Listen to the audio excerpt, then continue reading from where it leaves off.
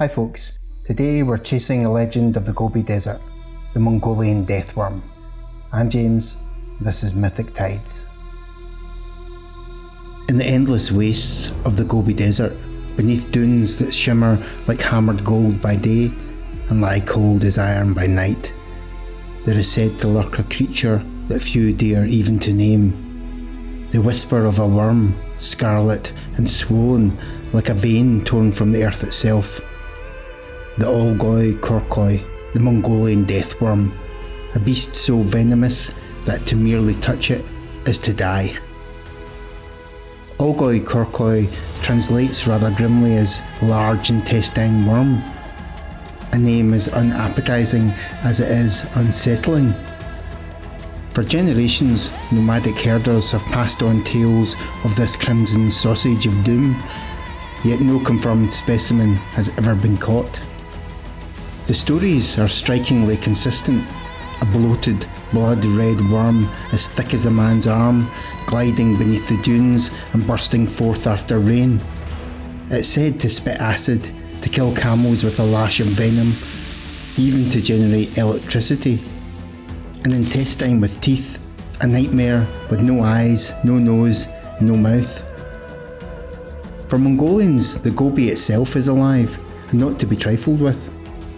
Certain areas are considered taboo, haunted places where one does not camp, and one does not speak too loudly of what lies beneath. In their shamanic worldview, to name a dangerous spirit is to risk inviting it. That the worm is said to gestate inside a camel, the very lifeblood of nomadic life, makes it doubly horrific. A creature that slays camels is not merely zoological, but apocalyptic. The West first heard of this intestinal terror in the 1920s when the American paleontologist Roy Chapman Andrews rode his camel across the Gobi. Andrews, who later inspired the fictional adventurer Indiana Jones, was told of the death worm, though he himself was sceptical. In his 1926 book, On the Trail of Ancient Man, he dutifully recorded the legend, but with an arched eyebrow, as if noting a charming local myth. It was decades later that the worm found its most ardent pursuer, Czech cryptozoologist Ivan Macherly. Having first heard of it from a student, Macherly travelled to Mongolia with cameras, motorbikes and a burning curiosity. He found the locals unwilling to discuss it, not out of ignorance, but reluctance, as though the very words might summon danger. To make matters worse, the government had banned searches for the worm. Still, Macherly persisted, and from whispered interviews he built a description. Around 20 inches long, sausage-shaped, bright red, covered in a hard exoskeleton that sheds when injured. No visible eyes, nostrils or mouth, a faceless menace. Other expeditions, Soviet, Czech, American, followed. There were even rumours of a specimen taken by Russian scientists in 1972, a corpse now gathering dust in some museum basement. Proof, perhaps, suppressed. No clear photograph has ever been taken, yet accounts abound. Park rangers, police officers, army colonels, even a prime minister have professed belief in the worm. One tale Macherly recorded tells of a geologist who jabbed a metal rod into the sand. He promptly collapsed dead. As his companions bent over him, the sand began to churn and heave. From beneath burst an enormous fat worm, crimson and writhing. Locals insist that to touch the beast is certain death. In this they echo older tales. In the 5th century BC, the Greek physician Theseus described in Indica an Indus worm, 2 meters long, which would erupt from the ground to devour men.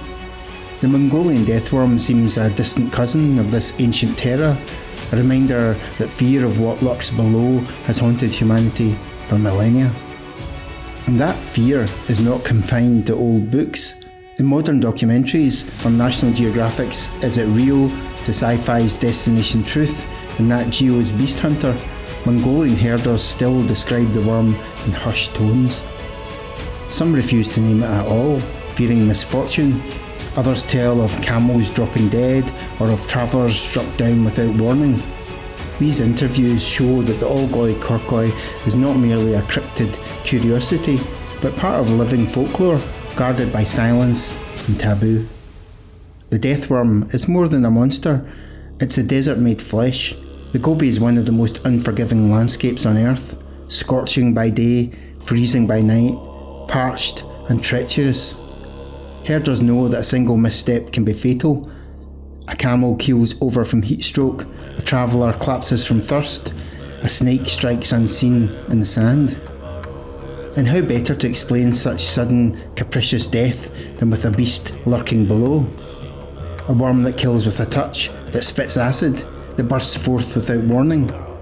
In that sense, the death worm is akin to the Kelpie of Scotland, a story told to children as much as to adults, a myth that warns beware the waters, beware the sands, tread carefully for danger hides beneath.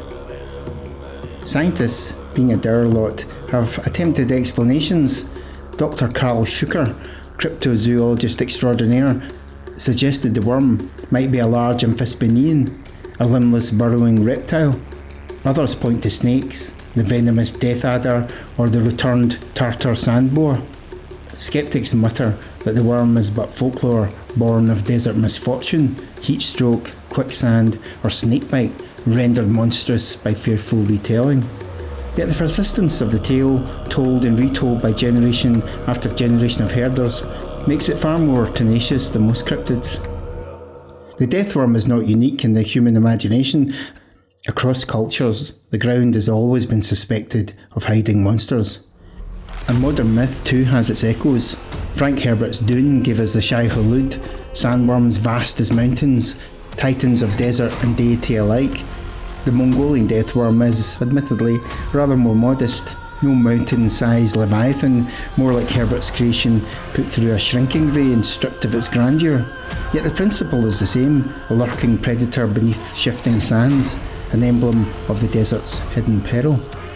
So while our scarlet intestine worm would be laughed out of Tolkien's dragon hoards or swallowed whole by a sandworm of Arrakis, it belongs to the same tradition, the suspicion that beneath our feet, unseen, the earth is alive with things that wish us ill.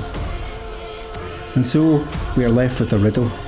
Is the death worm a snake, a lizard, a mirage, or something stranger still, a red phantom of the desert?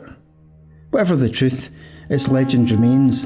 In the silence of the Gobi, where the wind whispers over the dunes and mirages dance on the horizon, perhaps even now something stirs just beneath the sand. From ancient myth to modern horror, the death worm joins a chorus of monsters that warn us not to tread too boldly on shifting ground. I hope you enjoyed that video. If you did, please do subscribe. If I've missed something or you get something to say about the Mongolian death worm, please leave a comment. I do read them all. This has been James. This is Mythic Tides. I hope to see you again soon.